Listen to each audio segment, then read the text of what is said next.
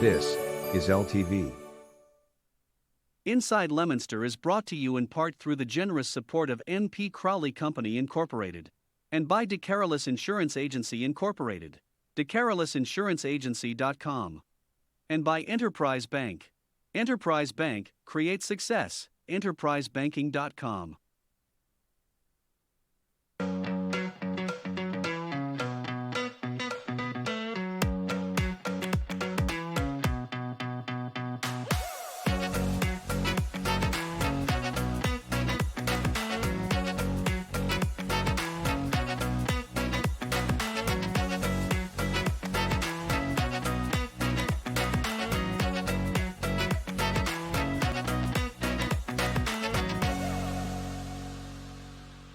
Hello and welcome to Inside Leominster. My name is Dean Mazzarella, Mayor for the city, and yes, we're live, and even more important than that is Art, who was probably flying around the islands last week, couldn't make it in, and all I had to listen to all last week, Art, is what happened to Art? Why isn't he here? He's absent from his duties, and therefore there'll be a pay adjustment in your check next week. So let's go right to Art and the Art report. Good afternoon, Art. Oh, I'm in trouble now. Well, that's the way it goes. You sign up, you got to commit. No, I know. I had a road game, and the grandson, and they won. And so it was. I tried making a call in, and I don't know if it was me, the phone, or the connection. And I said it wouldn't make for a good reporter, which usually they're not that good anyway. But so I called in semi-sick. Oh, you That's did? the excuse I'm giving. I'm sticking to it. All right. Now, Yes. a couple of things I've been thinking about all week. Oh, no. Oh, yeah. Do we have a wonderful football team or what? Yeah, all teams. All the teams are doing well. Wonderful band to back them up when they come out and halftime, et cetera. But when you got a freshman quarterback doing what this kid's doing, are you kidding me? He can go long, he can go short, he can run, he can hand off. And he's got a wonderful teammates that protect them and do what they need to do. And clearly the score, I mean, every week it's 40 points, 30 points, 50 points. Yep. Yeah, they had one loss, but nothing's perfect in this life. No, and they're keeping them safe. Good defense, right? Keeping them safe. Oh, defense has been unbelievable. Yeah. Allowing, if anything, you know. And other than that, a shout-out today. I went to say goodbye to a dear friend, Pete Fiandaca from Pittsburgh, the race car driver. I was talking about him the other day to some friends, my morning briefing, because I remember him. I remember he was a big, was that a stock car? Is that what you call it? Is it stock car racing? Yes. Yeah. And I knew Peter quite well from racing when I was involved with, I had a racing show on EIM and a column with New England Speedway Scene.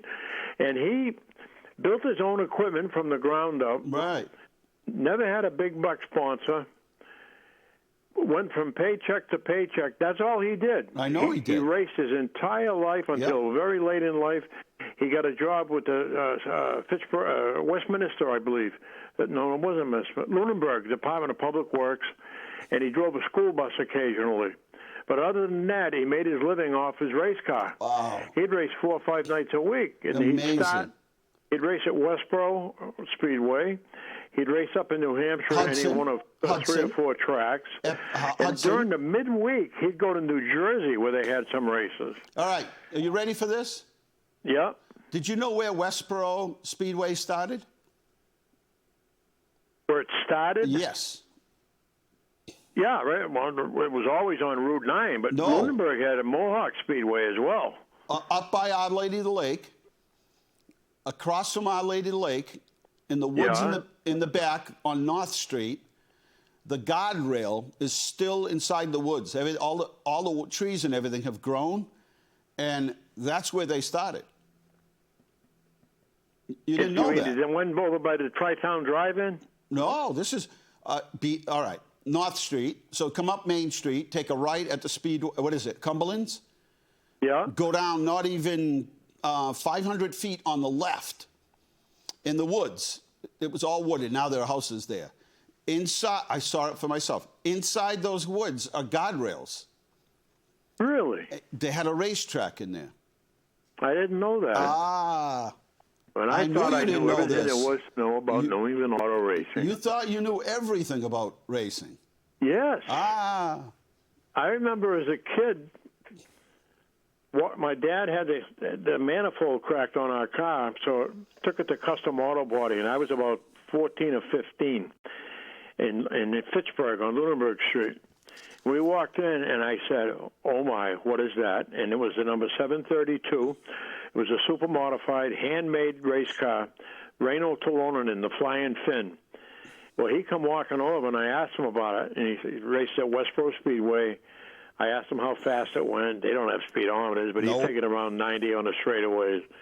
And I was hooked. I was 14 or 15, and I got interested in it. And then when I got my license, my first race was Brookline Speedway, right down Route 13, where the lumber mill is now. Yep.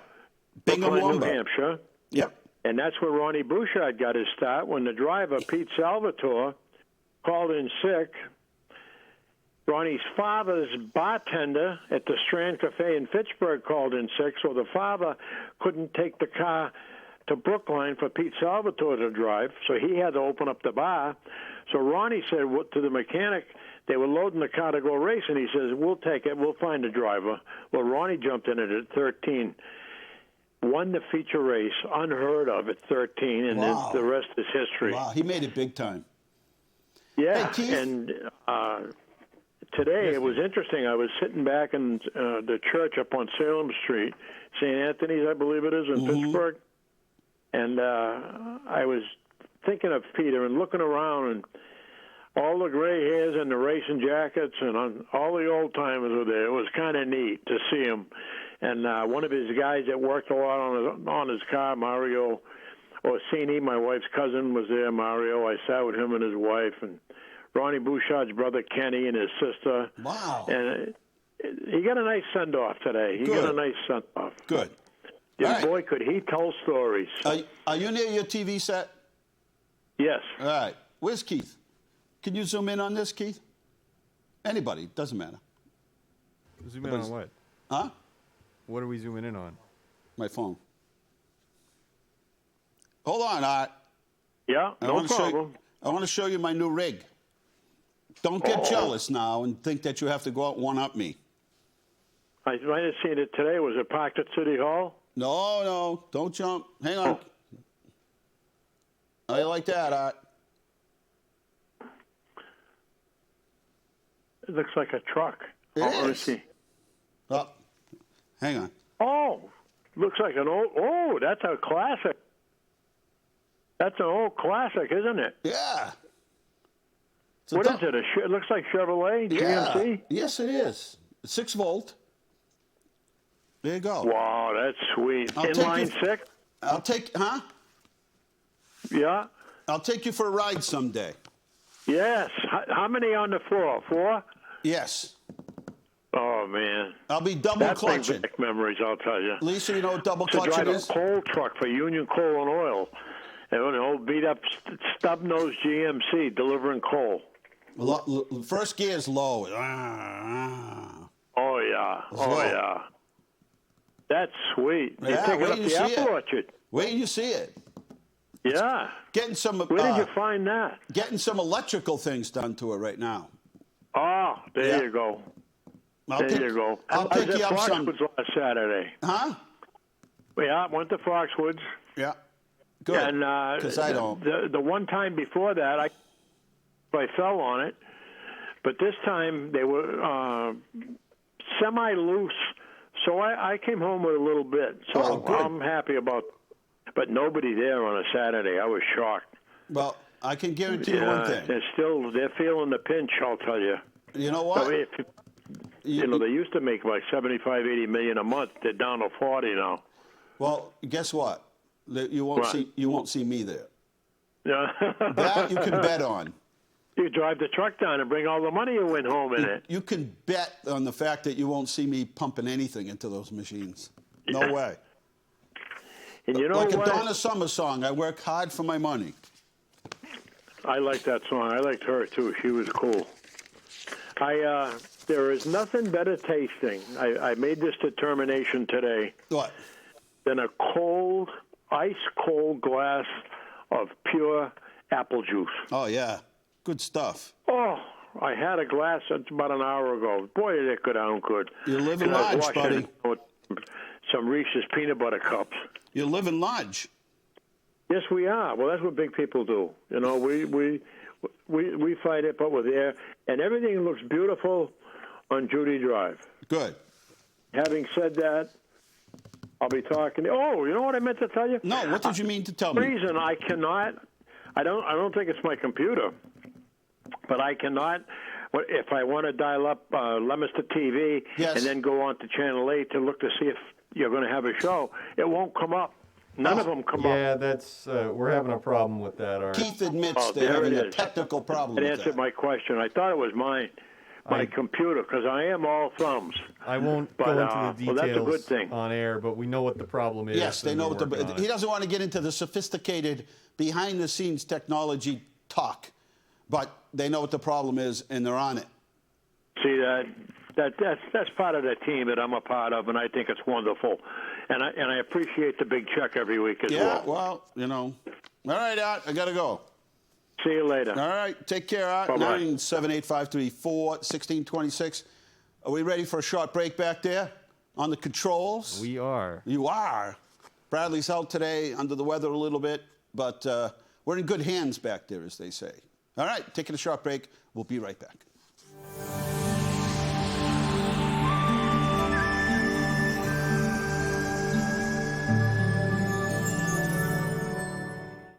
We're here today at City Hall.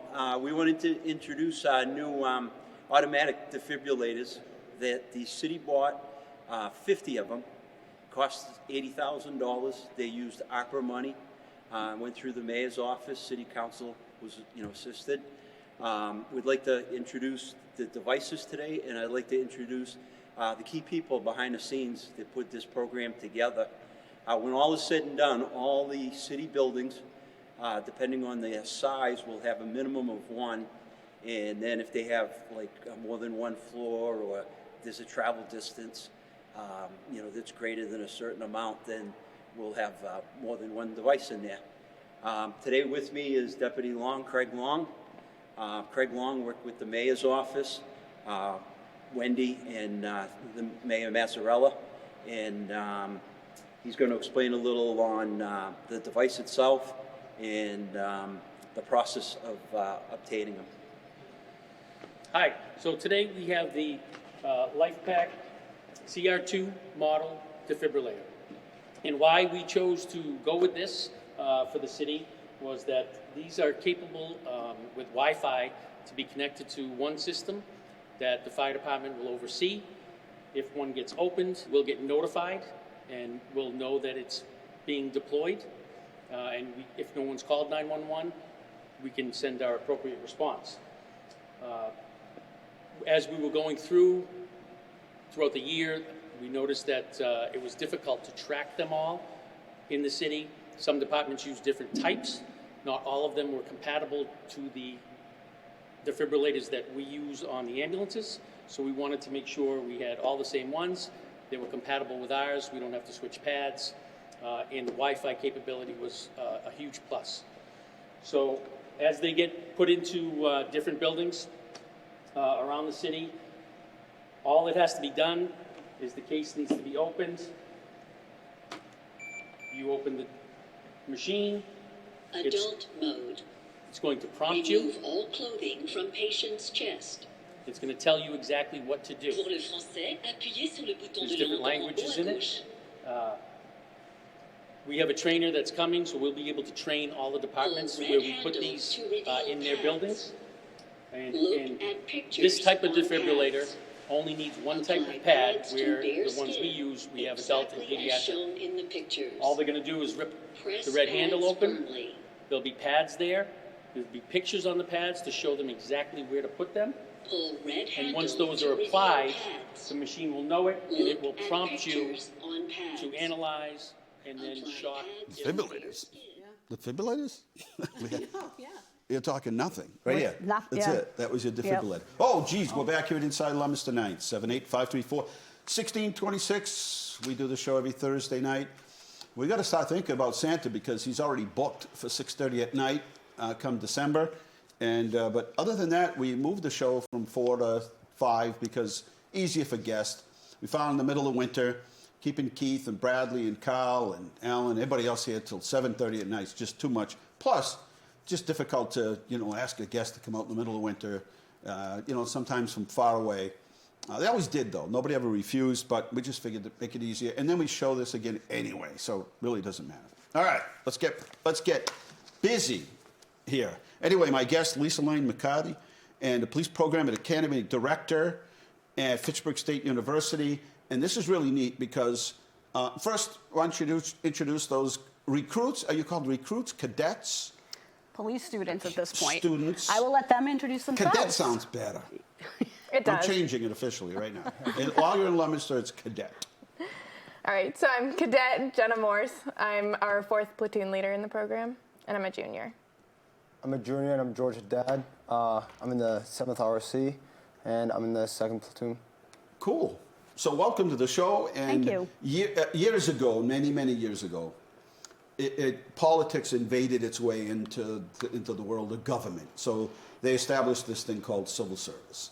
And basically, you take a test. It was just a way of taking a ton of people and putting them in some sort of rank and order. And so you take the test, you get a mark back, you'd go for a physical. If you make it through all of that, you'd go into a police academy. Hopefully somebody hired you. You'd go through a police academy. But for most cities and towns at the time, you had to be civil service. And then the whole everything else happened later. Now it's different. And a lot of it is based on this kind of new system that you and others have done, but is really going well at Fitchburg State University, which is to tie in the training to college, which many times you had to do separately. So you either were in college and then got a job as a police officer, or you got a job and then went to college. This kind of blends it all in.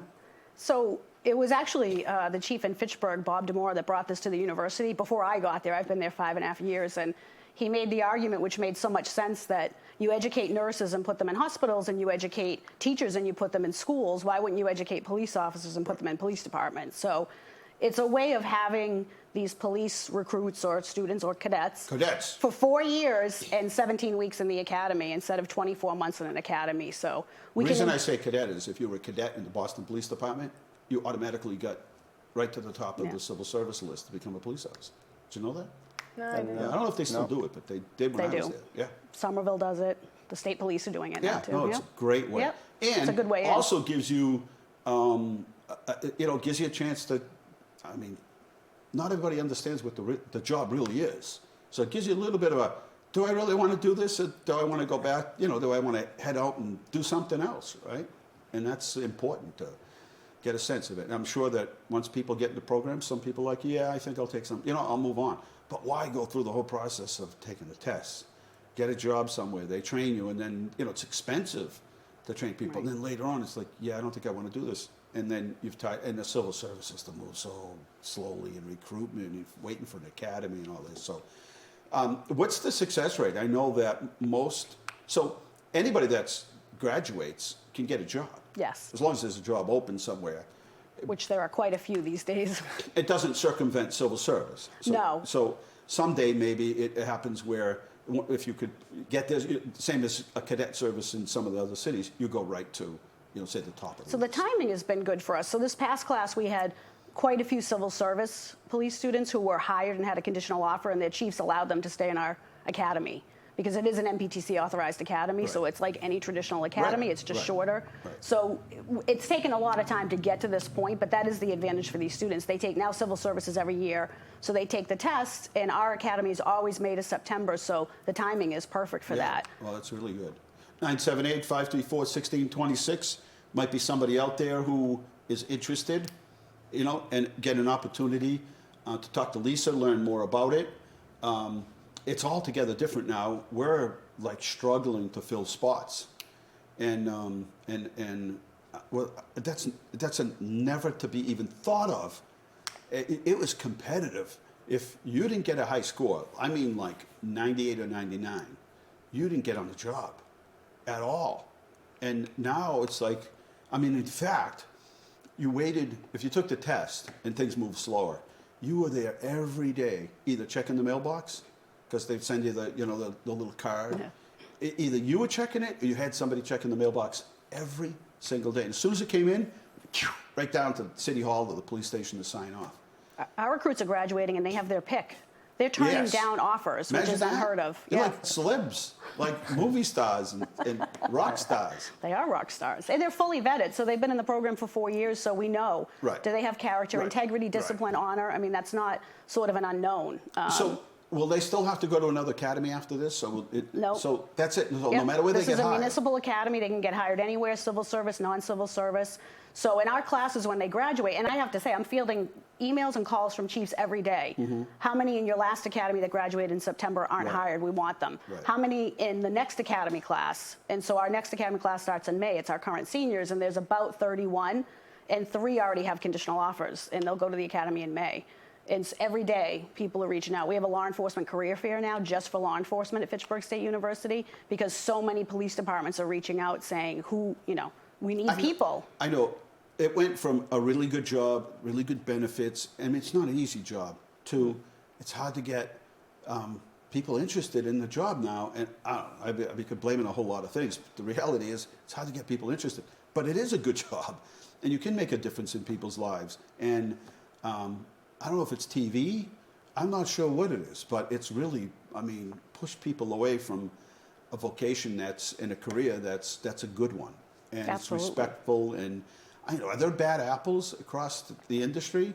Oh yeah, there's clearly some people that should never have been in this. Right. They should have been fishing or in the construction or running a jackhammer or doing something else. Oh, absolutely. But that's everywhere. That's every vocation. And now it's like, I don't know. And I remember doing an arbitration case for the city of Methuen and Somerville saying, these body cams are really going to help you. They're not going to hurt you. Oh, we want body cams. They're like, no, now we have them. The state police has. Yep. More and more departments are finally realizing that this is better. So what's a typical day like? So you're going to get a degree as well, right? Yeah, so we're undergrads, so we're getting a bachelor's degree in criminal justice right now. For me specifically, I'm also an athlete. I play field hockey for the university. So a typical day is just a couple classes. We have, 5 or 6 police classes? 6 police classes. 6 police classes that we wear our uniform to, and they have some of the information that we would be learning in the actual academy. So that's why our academy is a little bit shorter, because we get that information during undergrad. So we'll occasionally have some of those classes, depending on how our schedule is set up, and then for me, I have practice or games after. Oh, that's cool. What about you? And I'm the same way. I'm taking 4 MPTC classes this semester. So that's all the uniform classes. And then from there, I have work. And then we have our monthly meetings, usually with Director Lane. She hosts them with drill sergeants that we talk about integrity, how police officers live, and how to improve in certain aspects of criminal justice and community policing, community caretaking, and how to build off of each other. And that's what usually goes like. All I want to know is, did your drill instructors decide that they're going to take you? Well, we'll find out this winter. Parading through the streets and running through the streets of Fitchburg in the middle of winter, does that obsession like mine had? Ours had some obsession with running through the streets of, I don't know why. Like every day we were running in the middle of winter, like January, February, March, April. We're fortunate our academy's always every summer, but we're still running in the streets. You're lucked out. You're lucked out. I can tell you, there's like this obsession. Like, what is your obsession about running outside every day in the middle of winter? Like, please tie me into the... I don't know. I think it was just like a personal goal. Right. Like, he had to run every day, and so he just figured he'd run with us. Like, it gets cold, no matter what the weather is. Bring back some trauma, I can see. Cruising in the front, cruising in the back. I'm like, what do you do? Yep. Why? What is this obsession that you have? You're slipping all over the place. Like I said, we're in the summer, so we're lucky. We are on campus, but yeah. Are you still going to hang in there? Is it something you want to do? You got 100%. Kind of stuck your toe in the water and said, yeah, I think this is what I want to do. Absolutely. One thing I have to say, Lisa, about today's police officers they are much more patient, and I don't know whether it's a training thing or an environmental thing, but they're sort of like Tom Brady's. They'll take the extra couple of seconds to react, which I think that's my observation. That's a big part of the training. Instead of just bang, we're reacting. It's take a couple extra seconds, evaluate what's going on, think about it, put it through the filter, and that's a skill, right? For some people, for me, it's not. It's just, right, but other people, it's them. But for other people, it's a skill that you have to. Yeah, I mean, they have about 80 hours of defensive tactics, which is mostly de-escalation. Hours. Yeah, in the academy. We had 5 minutes. Yeah. It was called. And there's obviously a lot of tactics to it, but a lot of it is driven by de-escalation technique and taking that second to step back and think about it. And that's, as George was pointing out about our meetings, we bring in, Captain Freyer is our lead defensive tactics instructor, obviously, from Leominster PD, and he comes in the monthly meetings to prepare them even before they get to the academy. So we're really spending a lot of time on how do you talk to people and how do you de-escalate a situation versus, going right to hands-on or sort of, getting that's heated. When people get hurt.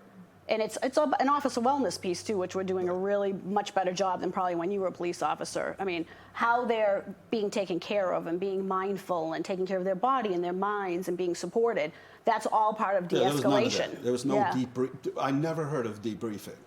And it's all good. I mean, it's all good because you got to take care of your mind, right? I mean, you're going to be a good officer and hang in there for the duration. Then you have to take care of yourself. 978-534-1626. We're talking about the police program academy at Fitchburg State University, and maybe there's somebody out there. Maybe there's a high school student, or maybe somebody that maybe they went to college already and they're thinking, I tried this. I thought I wanted to do this, and I did. I thought I wanted to be in sales, and no, that's not what I want to do. And you shift gears and try this out. But when you have these forums, we could also email you, right? Yes. Chat with people about. Absolutely, and it's on our website. If you go to fitchburgstate.edu, you can find all the information about the police program. As George was sort of pointing out, and Jenna said as well, what's unique is that we embed about a quarter of the academy in the undergraduate years. So the MPTC curriculum, the academy recruit curriculum, about a quarter of it is embedded throughout their 4 years of undergrad, and those are the 6 classes that they were talking about. That makes sense. So that's why, a lot of people said, it's a shorter academy, and but it's not. It's 4 years and 17 weeks. Right, absolutely. Right. So it's not shorter. No. If you look at the per unit piece of it all, it's not at all. That's why I asked. I thought, geez, well, that's good. I mean, it's a good job. You know what? I miss it every day, and I've been gone for 30 years. But I still get involved because obviously I do. But it's a good job, and it's a place where you can work as a team.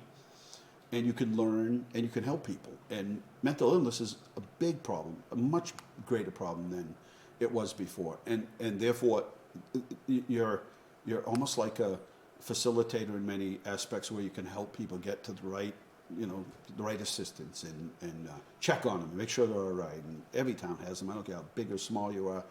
Everybody has those people that that need help, right? And the world is more complicated today. Absolutely. In many ways, which requires a lot more training, a lot more patience. Got patience? You look both like you got patience. Just sitting there. You watch me fidgeting around, and you can see I don't have any patience at all. It's a big thing that I think we've learned as undergrad students is just the critical thinking aspect, that we have a moment to step back and really think about what we're looking at and how to address it. And I think that's really helped my patience. I don't know about you. No, I agree with that. Where do you want to work? I think right now, I have a lot of options, and I have some time because I'm only a junior. I grew up in Lunenburg, so that's kind of my first choice. I'm certainly considering Leominster because I'm a resident right now. Fitchburg, possibly, if I could get residency if they stay as civil service. At one point, I was considering Mass State Police. I think that would be super cool, but for right now, Lunenburg is the most attainable for me, so I think that's what my top choice would be. Oh, neat. How about you? Yeah. I'm thinking about Burlington PD, but other than that, no. What PD? Really. Burlington. Oh, Burlington, Mass. Yeah, yep. Oh, wow. They got a good-sized police department. They do that. Yeah. That's where I'm from. So other than that, nowhere really, but anywhere that will take me in and then I can help the community, because that's the main goal of policing. It's not about anything about like arresting or anything. It's about helping the community that you live in and helping the people that you're surrounded with, and they can trust you. Yeah, you're going to arrest a lot more people, a lot fewer people than you are going to help. Yeah. You know, and that's always the goal. Old timers used to say, you're going to help a lot more people. When you leave here, you'll have helped a lot more people than you hurt, right? I mean, that's the reality. Now, the other day we were having this conversation. So you started working at the Leominster Police Department. You were the first domestic violence, right? Was it domestic Advocate. violence Yes, you did? Yes. And so we're having this conversation with some people from Cambridge, because we went out to Cambridge. They had just started one. Yes. I went out too. With Right. You. Yep. And I said, yeah, we were like right on the tails of it. Absolutely. Like starting that. And now it's just a common thing. I think Yeah. most departments have a liaison, and it really works well. Not that, in fact, we had a police officer assigned to it too as well, right? Yes, At least one or 3. two. 3 Yep. at the time. And I was thinking, that was a long time ago. And it was met with some resistance. Yes. You know, yeah, that's what we were talking about. Yes. But we find that, the civilians in the police department today, it's an easier sell. Not a sell, but it's like, yeah, oh no, this makes perfect sense. And the other part that we didn't realize is there's a whole world of other connections you can make out there that the typical everyday, every police officer has calls, follow-ups, accidents, don't have my license, don't have my register, I'll bring it down, can't finish the investigation because they don't have it all. So they don't have that time to make that connection to other agencies and other people. We had our silent walk the other day. I couldn't believe how many people in agencies were there. Which is great. I mean, I was like shocked. And each year it's been growing, but so have the other agencies and nonprofits and other departments in the DA's office and all of them, that Spanish American Center, all is mock. I couldn't believe how many people are there. But those are all agencies we work with today. And that all comes from having the ability to put a civilian in there, because we just don't get the time. And I think that because there was a handful of us, and Leominster was one, I think that I was one of 5 at the time. And in the I state, think, yes. you were second. Yes. Cambridge had Yes. first. And they then didn't we have went many. to it. Right, correct. And I think that police officers understood that, like you were saying, they're call to call, and they're the jack of all Right, trades. right. And so a civilian is there to pick up that follow-up. Yeah, as soon as you're in uniform, it's like, oh, listen, we got a call to send you on. Yeah, but I'm Yeah. working on this. Yeah, I know, but we need you on the call. A civilian, they're not going to do that. They're going to allow you to get your job done. Right, and an expert in the field. So you're an expert in all fields, but you bring it. And now you see it, and because I think you have a substance abuse, mental health We got them all. counselor. I'm trying to hire mental health awareness. There's crisis response yes, teams. I mean, all it of just that. makes so much sense. Yeah, it would have made a lot of sense a long time ago. Right. But, and you're right, because I weighed, do you realize I weighed 145 and a half pounds when I started the police department? They want to talk about de-escalation? I knew when I walked up to half the people, they were twice the size of me, and I was like, this is really going to be tough. And there wasn't a whole lot of backup. You wanted to call, you just went by yourself, and then if you got in trouble, you yelled into a portable radio that nobody could hear. Like, yeah, use your cruiser radio. Yeah, but this guy's like dragging me around. I can't.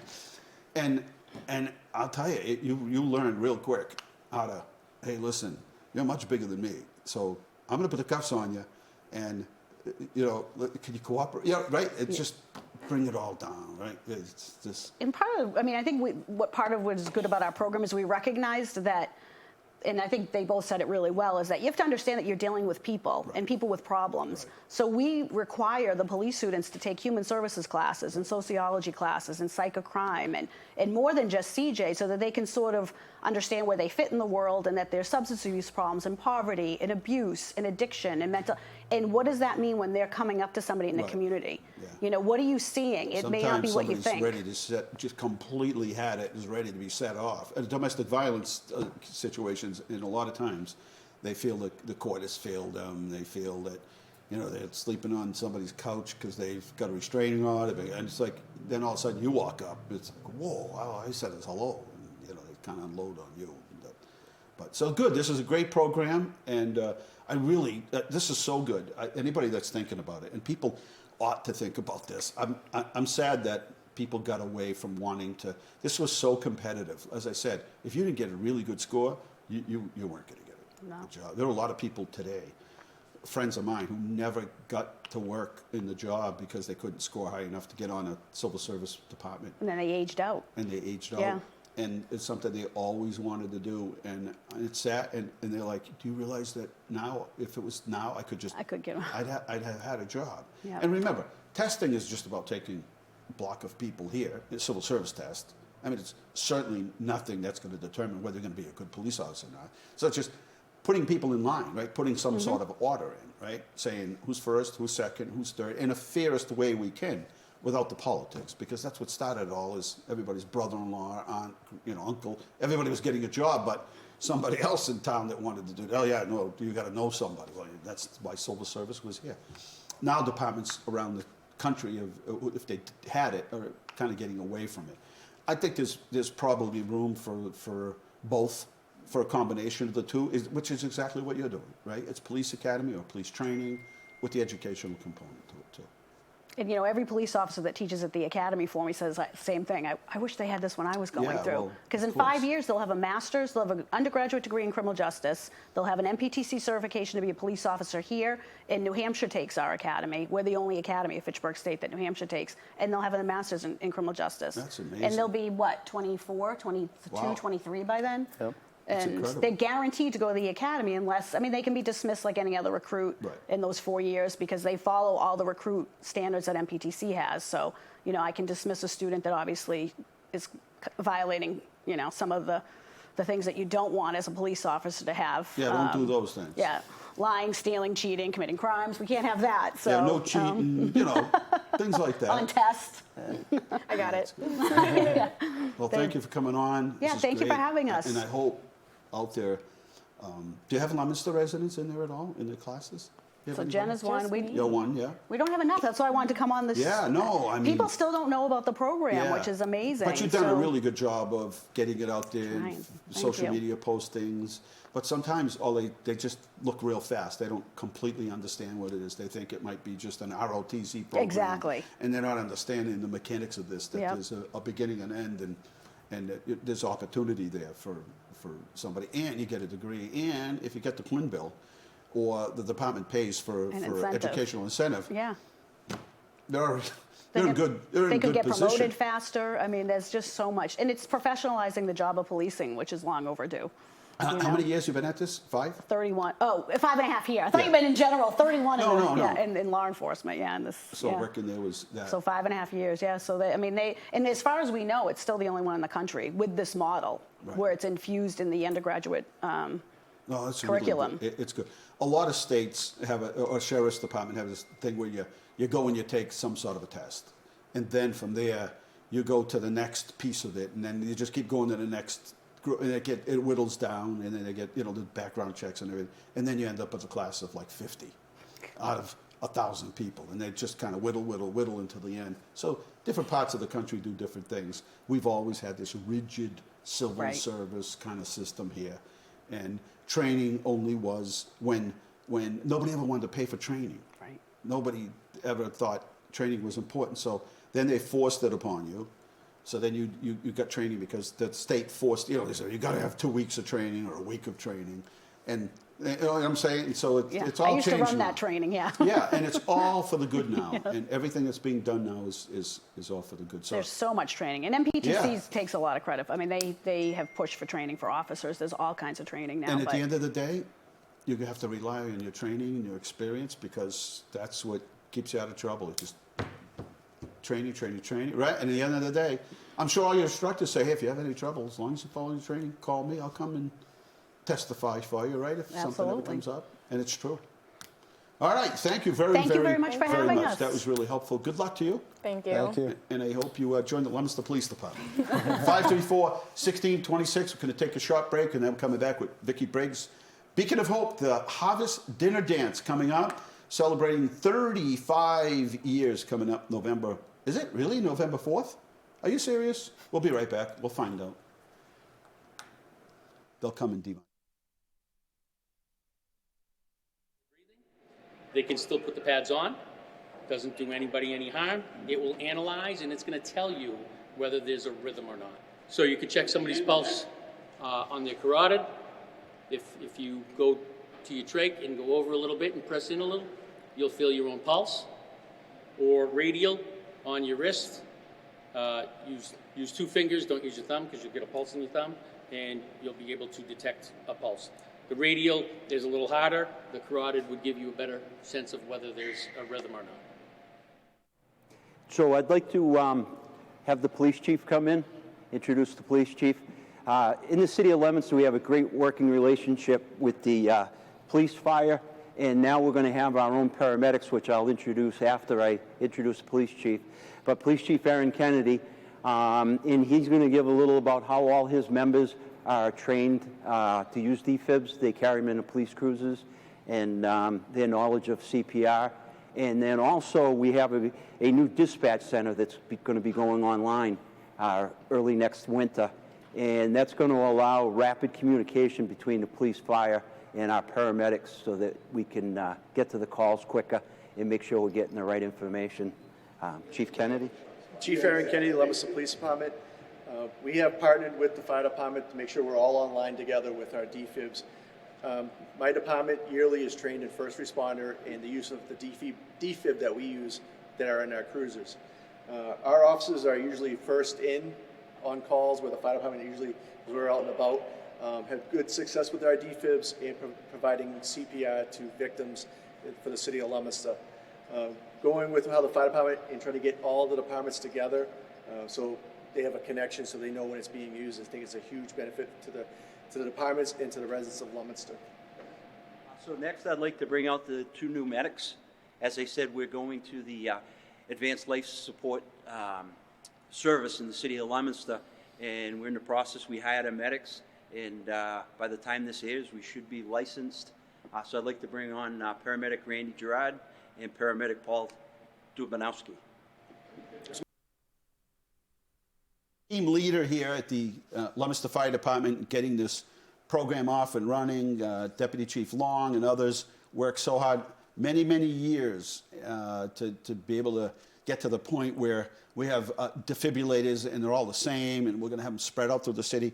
But the other important part, and I hope you get to see the whole reel, is that beginning last night or the night before, we have paramedics now that are Leominster Fire Department employees, City of Leominster, and you'll start to see these new fire department vehicles moving around, and they say paramedics on the back. And that's really going to be a big plus in terms of getting assistance to people when needed. All Leominster Fire Department firefighters are EMTs, and now we have that backup, that full-time backup of having the EMT paramedic, which is really going to, let's face it, if you need them, and you really need them, this increased your expectancy that you're going to make it by having a paramedic out there. Anyway, no stranger to the show, Vicki Briggs, beacon of hope. And, you know, I didn't know how long's it been since you've been here? 16 years 16 this month, years. yeah. And I thought, I don't know, you know, Vicki, she's a talented lady, and I don't know how long you just, it took you over, didn't it? It really did. Yeah. I started part-time. I was working another full-time job, and I said, I'll just do this for a couple of years, you know, give them some help and gain some experience.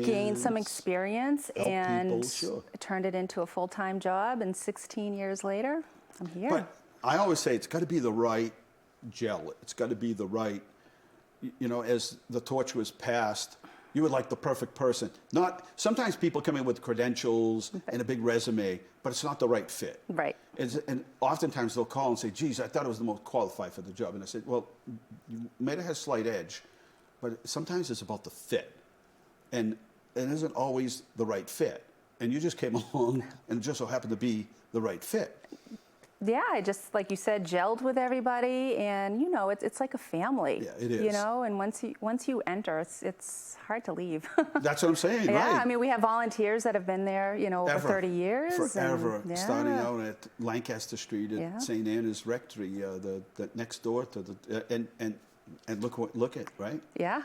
So you got an important event coming up. We do. Celebrating 35 years. Yeah. That's amazing, huh? And it's the Harvest Dinner.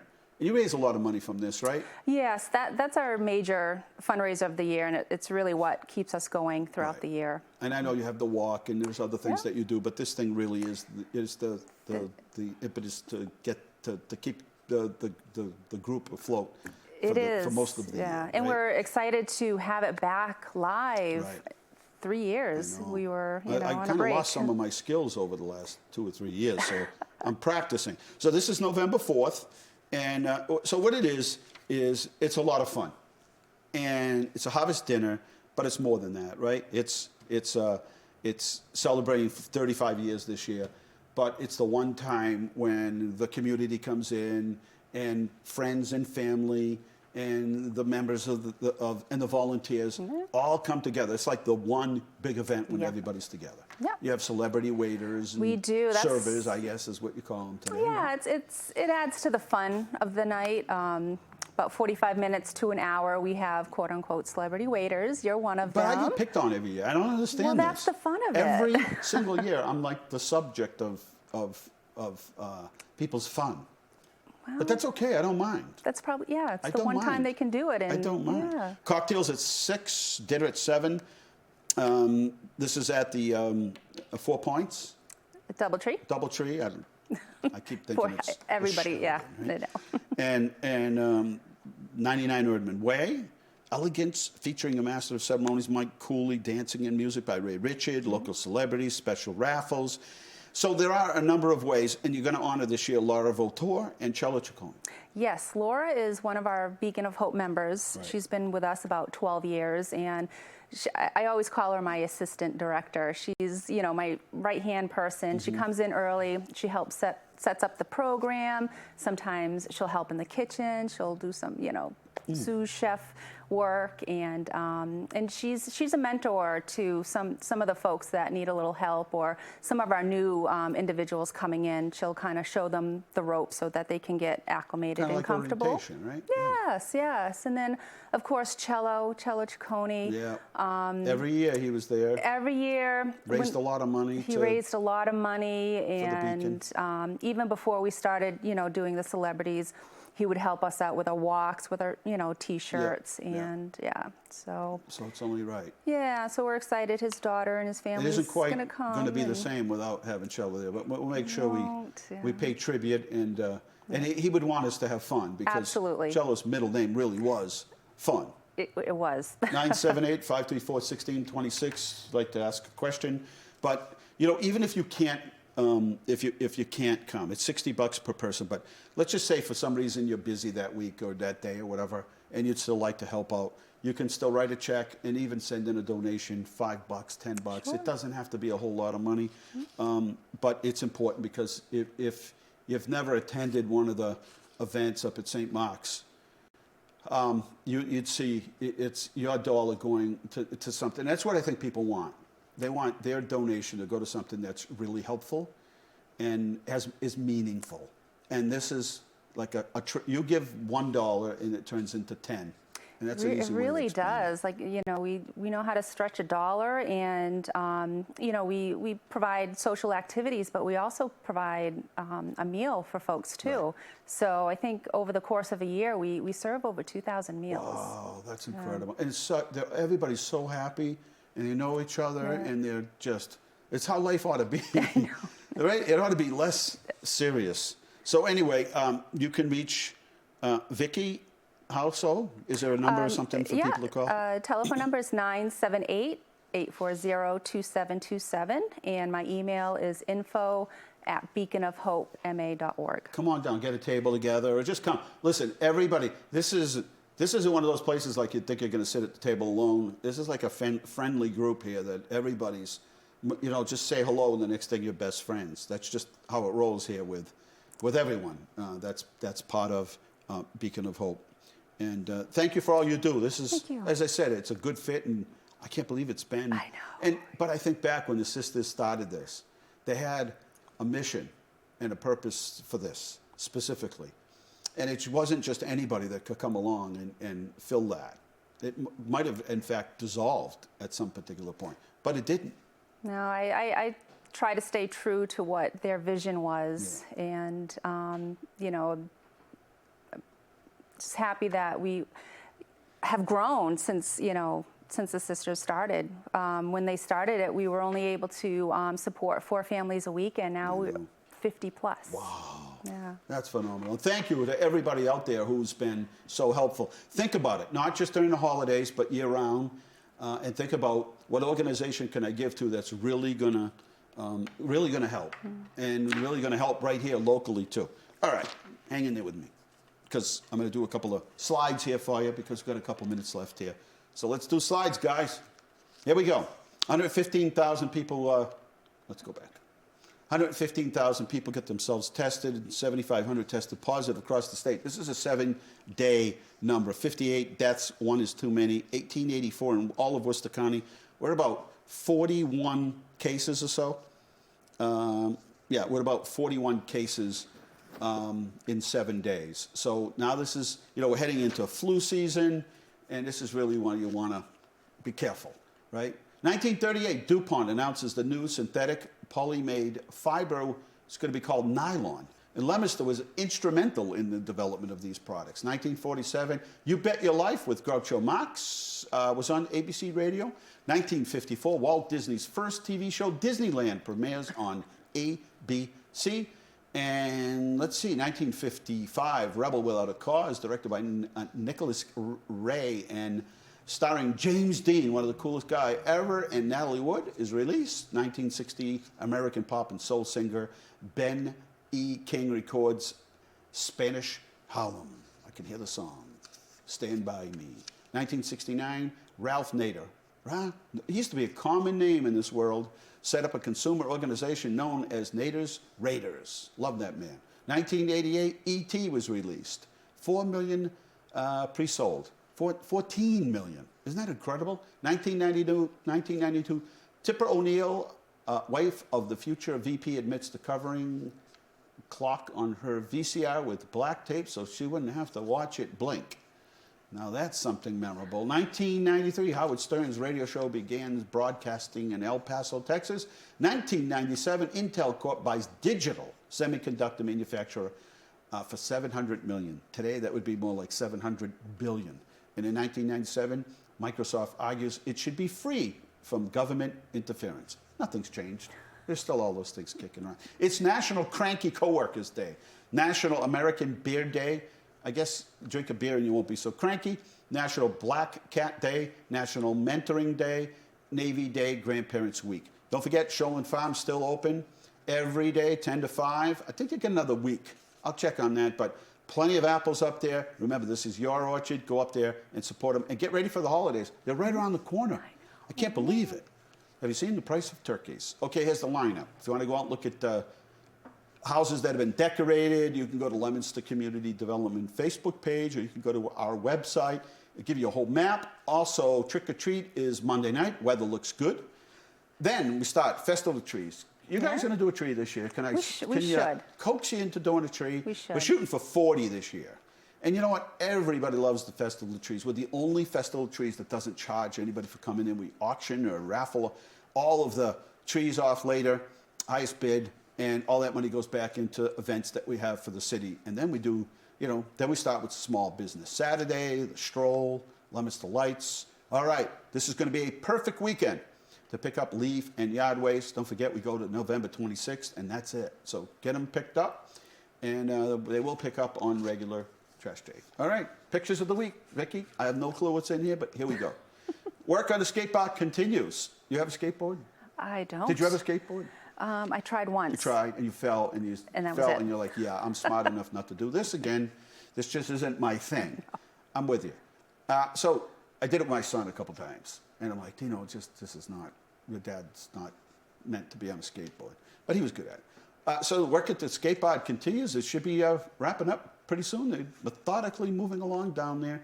Visit the new police station on time, on budget. I didn't get a chance to take the tour, but I'll probably go through late next week.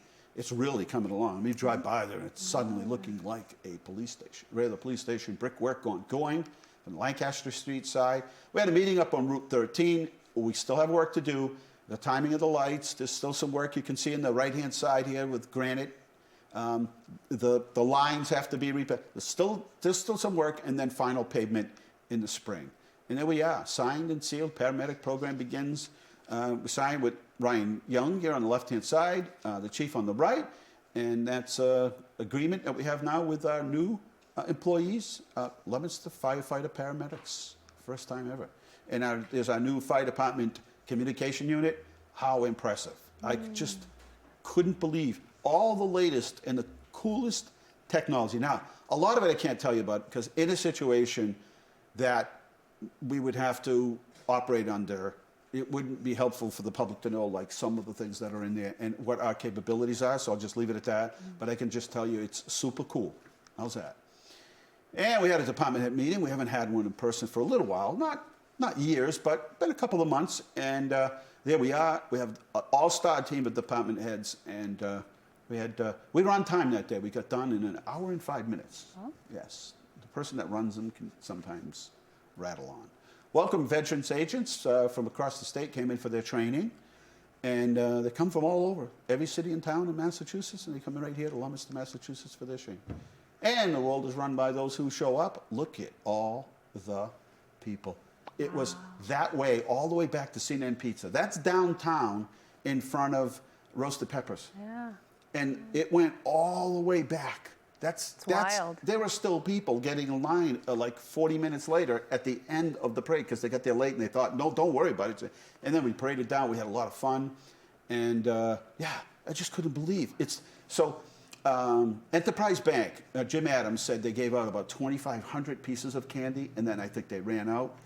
And we ran out after about 1,000. We've never given out 1,000 pieces. I mean, it's always been the biggest Halloween parade in the state, but just amazing. Anyway, congratulations, Community Health Connections. We did so they're down where Fallon and Clinic used to be, Reliant, down there by the mall. And what an impressive place. They have done such a wonderful job. And you know what? Nobody should be without health care. And dignified, good quality health care. And there are a bunch of people that do what they do because they love to do it. And it's not about the money, trust me. And there we are, paying tribute to Jim LeBlanc, who was the emergency management director. 55 years of volunteering and being a full-time employee with emergency management. And it was a special day, to say the least. And there we are at the Mass Mayors in Pittsfield yesterday. And a little bit, it's bittersweet. The governor, lieutenant governor were there, and we got to chat about, the last 8 years. We certainly were on board when he first ran. He didn't get elected, and then the second time. And now everybody's buddies with the governor, which is a good thing. Anyway, it was a nice meeting and a nice ride out to Pittsfield. I don't know if you've been out there, but the ride from here to there, and the leaves are still out. Anyway, a beautiful day. Okay, Vicki, we'll see you soon. Yeah. I'll be getting ready and practicing for my, service skills. In the meantime, think about donating in some way. Maybe you want to volunteer with the Beacon of Hope. Out of time here at Inside Leominster. Thanks for watching. Good night. God bless you. Remember, the world is run by those who show up. You got to show up. Good night.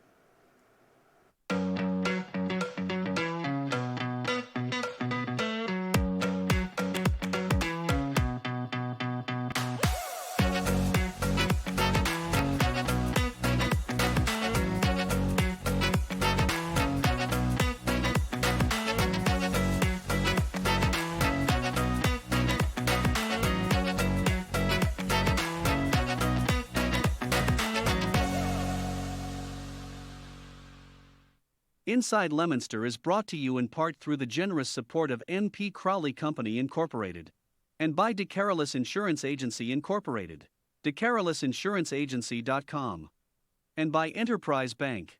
Enterprise Bank creates success. EnterpriseBanking.com. This is LTV.